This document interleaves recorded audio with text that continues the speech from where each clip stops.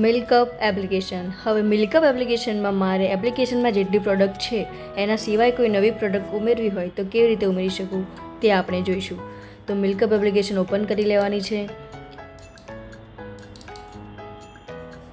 સૌ પ્રથમ આપણને મિલ્કઅપ એપ્લિકેશનનું ડેશબોર્ડ શો થશે. અહીંયા નીચે આપણને 4 ઓપ્શન આપેલા છે: ડેશબોર્ડ, ગ્રાહકો, ઓર્ડર અને પ્રોફાઇલ. તો અહીંયા હું પ્રોફાઇલ પર જઈશ. પ્રોફાઇલ પર પ્રોડક્ટમાં જવાનું છે મારે. તો પ્રોડક્ટમાં મારી આ જે પ્રોડક્ટ છે એ અહીંયા મને શો થાય છે, પણ મારે આના સિવાય કોઈ નવી પ્રોડક્ટ ઉમેરવી છે. તો હું અહીંયાથી પ્રોડક્ટ ઉમેરો પર જઈશ. હવે મારે અહીંયાથી સૌથી પહેલાં પ્રોડક્ટની ઇમેજ નાખી દેવાની છે. તો અહીંયાથી હું ઇમેજ સિલેક્ટ કરીશ. પછી અહીંયા મારે પ્રોડક્ટનું નામ આપવાનું છે. તો અહીંયાથી હું પ્રોડક્ટનું નામ આપી દઈશ. તો પ્રોડક્ટનું નામ છે ક્રીમ. અહીંયા હું એકમ પસંદ કરીશ, તો એ મારે કિલોમાં આપવાનું થશે. તો કિલો. પ્રોડક્ટની કિંમત.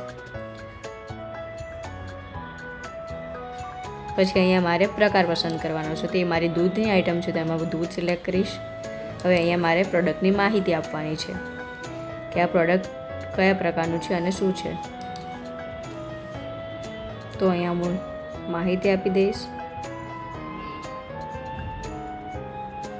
હવે અહીંયા હું દૈનિકમાં પ્રદાન કરતી હોય તો મારે દૈનિક પર ક્લિક કરવાનું છે. તો હું અહીંયા દૈનિકમાં ક્લિક કરીશ. અહીંયાથી પ્રોડક્ટ ઉમેરી દઈશ. તો આવી રીતે હું નવું પ્રોડક્ટ ઉમેરી શકું છું. તો અહીંયા મને મારું પ્રોડક્ટ દેખાય છે. અહીંયાથી હું એને એડિટ પણ કરી શકું છું. સબમિટ કરો.